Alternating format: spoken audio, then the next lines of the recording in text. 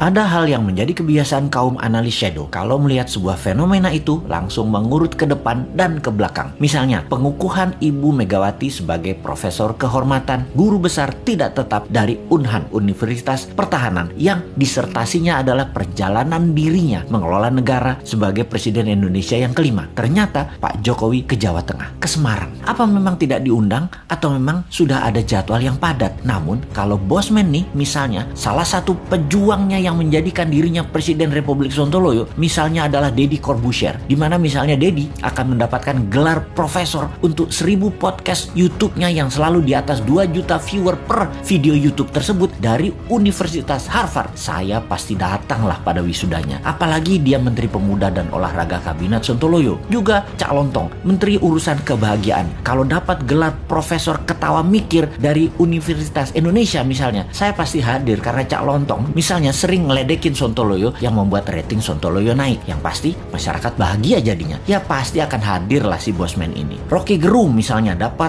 gelar Profesor Akal Sehat, juga Menteri Pendidikan dan Budaya Akal Sehat, pasti Bosman hadir. Namun di acara Ibu Megawati dikukuhkan sebagai profesor, mudah-mudahan memang Pak Jokowi tidak diundang seperti Pak Ganjar gak diundang di acara PDIP Semarang gitu ya. Tapi sekali lagi, kok Pak Jokowi ke Semarang ya, ke Ganjar ya? Kenapa ya? Gak ke Saudi sekalian urusin supaya Indonesia bisa berhaji misalnya.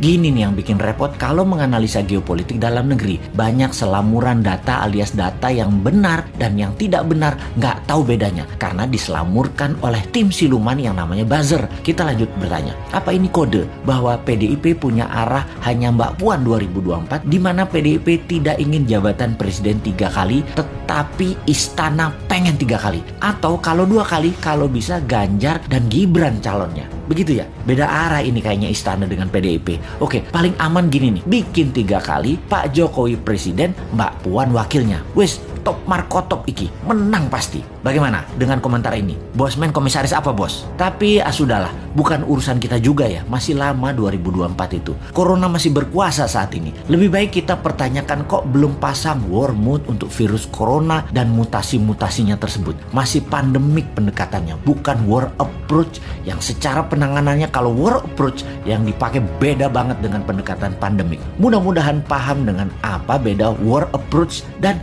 pandemic approach.